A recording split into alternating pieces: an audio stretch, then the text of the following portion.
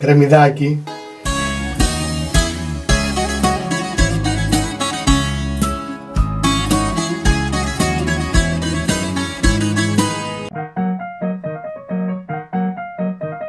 Ο παππούς ο Τάσος μαγειρεύει. Σήμερα ο παππούς μου θα κάνει λεβισάτα στο φούρνο. Γεια σας φίλοι μου καλοί. Σαρακοστή. Σαρακοστή σημαίνει νηστεία. Πάρα πολλοί ζητήσατε να σας κάνω νηστίσιμα φαγητά. Είναι και πιο υγιεινά. Θα κάνουμε αποχή από τα κρέατα και θα σας κάνω σήμερα μία ρεβιθάδα φούρνου. Με αυτά τα λίγα υλικά που βλέπετε θα κάνουμε θαύματα. Ρεβίθια, καρότο, κρεμμύδι, λεμόνι, ελαιόλαδο, ντομάτα, λίγη πάπρικα καπνιστή, λίγο ντοματοπελτέ, ένα κλωναράκι δενδρολίβανο, λίγο σκόρδο, φυσικά αλάτι και πιπέρι.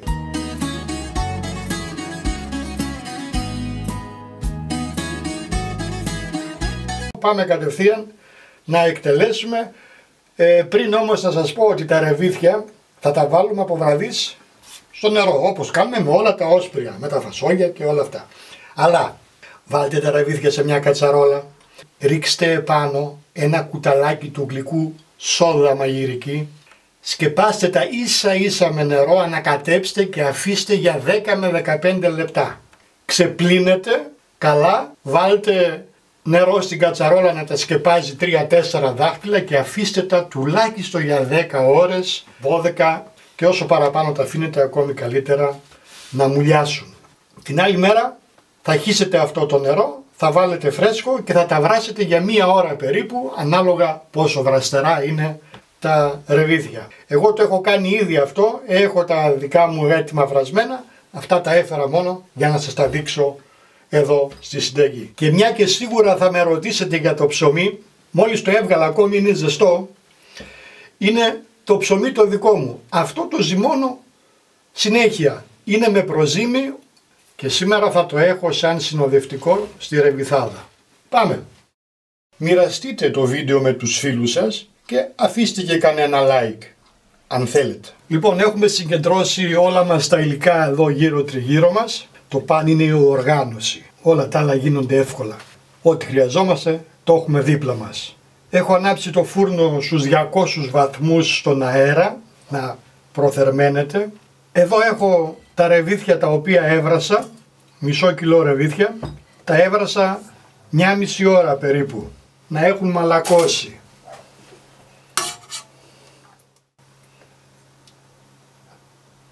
Βλέπετε, έχουν ήδη μαλακώσει, είναι μια χαρά. Ο καλύτερος τρόπος για να κάνουμε ρεβίθια στο φούρνο είναι η πύληνη γάστρα.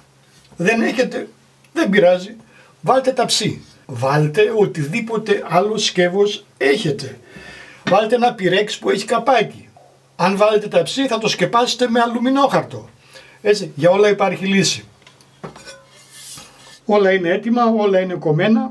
Θα ρίξουμε τώρα μέσα στη γάστρα το ελαιόλαδο. Αγνό παρθένο ελαιόλαδο. Θα ρίξουμε μέσα το ψιλοκομμένο κρεμμύδι. Το καρότο. Το ψιλοκομμένο δενδρολίβανο. Με το δενδρολίβανο λίγη προσοχή, όχι πάρα πολύ. Την καπνιστή πάπρικα.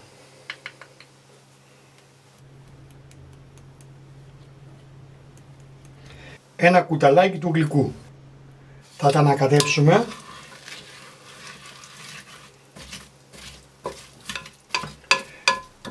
Έτσι, να τα πιάσει όλα το ελαιόλαδο.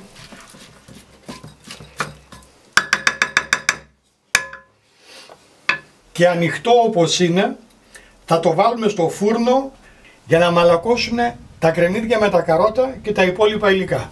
Εσείς που δεν έχετε κάνει ακόμη εγγραφή στο κανάλι μου, κάντε το τώρα. Θα πάρουμε λίγο από το ζωμό που έχουν βράσει μέσα τα ρεβίθια και θα αραιώσουμε μέσα τον πελτέ.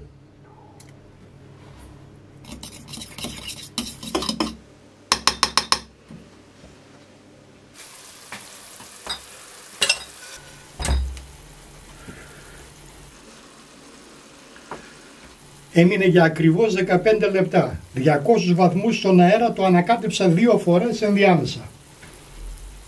Δεν χρειάζεται παραπάνω. Έτσι ακριβώς το θέλουμε. Εδώ μέσα θα ρίξουμε τώρα τα ρεβίθια. Με τρυπητή κουτάλα, για να μην πάρουμε πολύ ζωμό. Φυσικά και θα βάλουμε μετά λίγο, αλλά όχι όλο. Ωραία ρεβιθάδα. Ένα από τα νοστιμότερα φαγητά.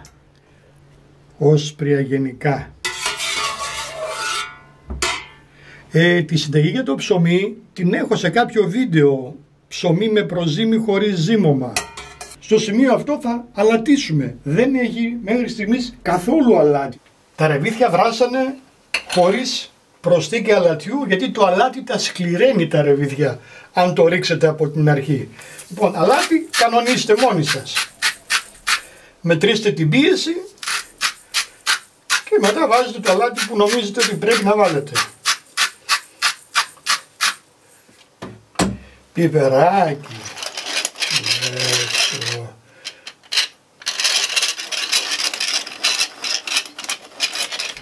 Αλάτι και πιπέρι όσο αντέχει ο καθένας.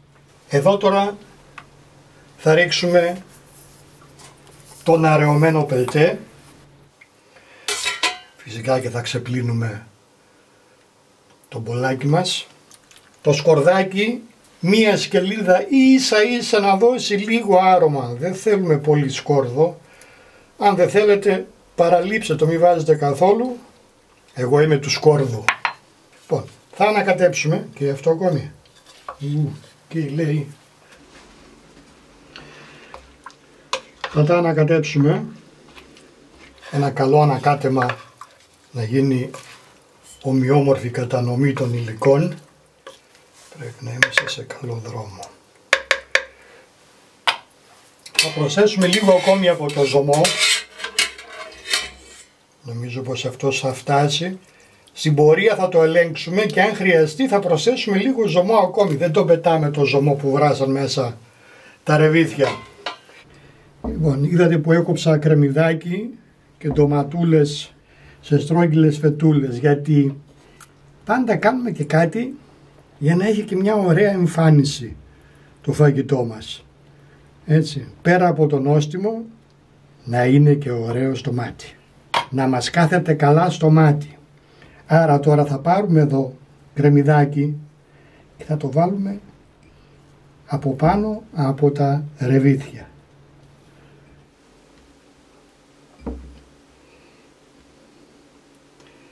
Και τώρα αυτά θα τα καλύψουμε για να μην στεγνώσουν τελείως όσο θα μαγειρεύετε το φαγητό. Θα τα καλύψουμε από πάνω με μια φετούλα ντομάτας. Γιατί η ντομάτα θα τα κρατήσει υγρά και δεν θα καούν να μαυρίσουν. Τι ωραία! Τι ωραία!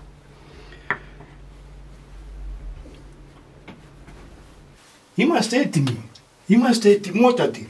Αν δεν σας είπα, λίγο πριν τα βγάλω από το φούρνο, κατέβασα τη θερμοκρασία στους 160 βαθμούς στις αντιστάσεις, τον έκλεισα τον αέρα. Γιατί τώρα θέλουμε να αργοψηθούν.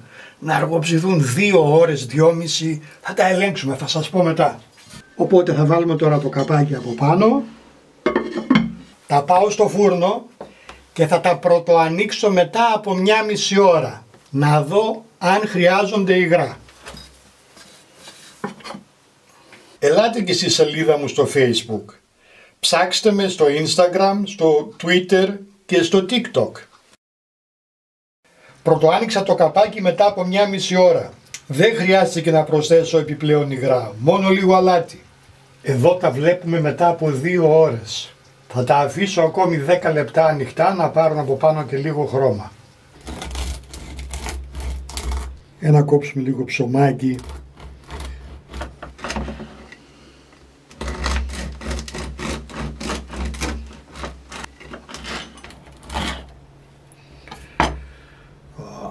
Τέλειο.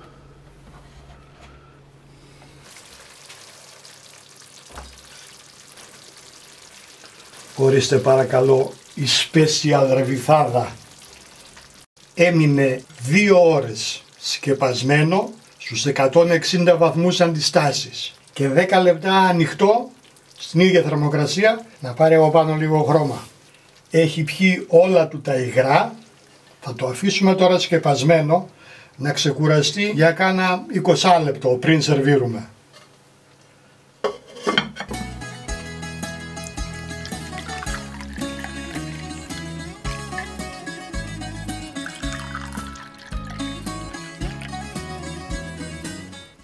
Για να βάλουμε λίγα στο πιάτο.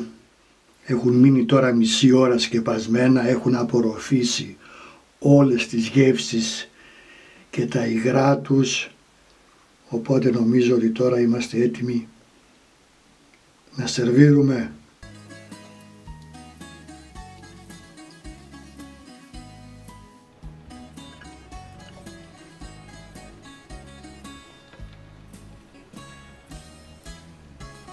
Ρίξουμε και λίγο ζουμάκι με το ωραίο το λαδάκι.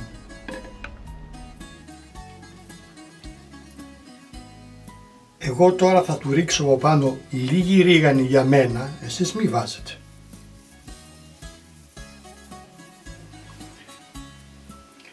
Και θα του ρίξω επίσης και λεμόνι, γιατί μου αρέσει να ξυνίζουν και λιγάκι και ας είναι κόκκινα. Είπαμε περί ωρέξεως.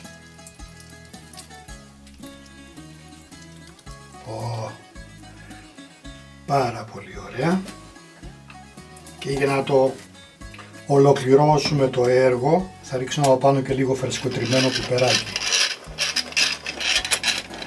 Αυτός ο μήλος είναι από μένα μεγαλύτερος. Άντε στην υγειά μας, καλή Σαρακοστή, καλά να είμαστε.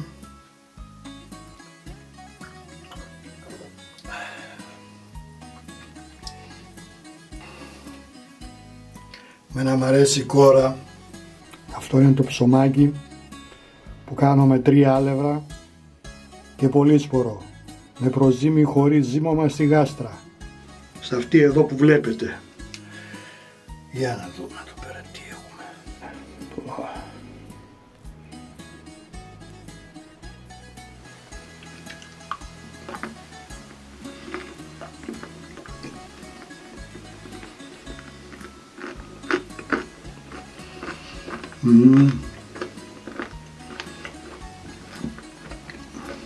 Για να δούμε αυτή η ντοματούλα με το κρεμμυδάκι τι λέει.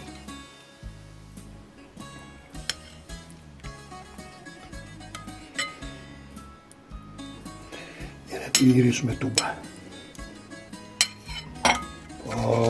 Αυτό. Να το κρεμμυδάκι έχει μαλακώσει. Δεν το κόβουμε καθόλου, αυτό μια μπουκιά γίνεται.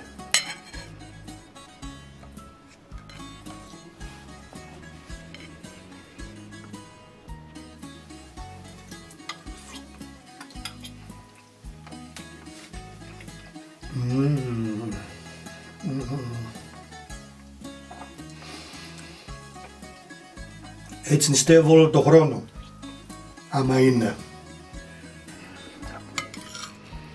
Τα ρεβιδάκια.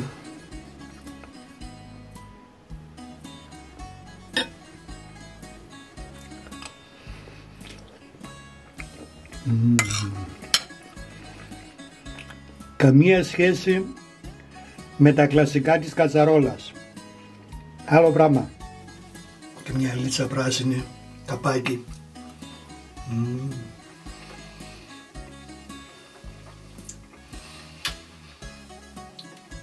Οι ελιές οι πράσινες είναι από την εκεί κοντά από τα Σίβωτα και οι άλλες είναι Καλαμών.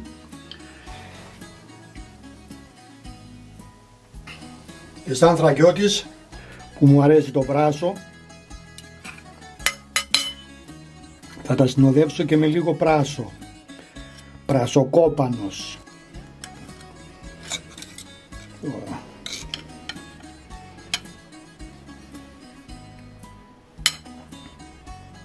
Με ενοχλούν και οι κάμερες.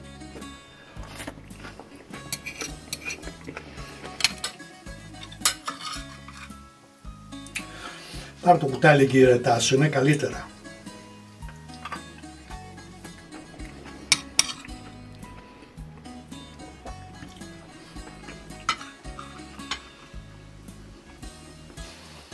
Στην υγεία σας πάλι φίλοι μου, να είστε καλά.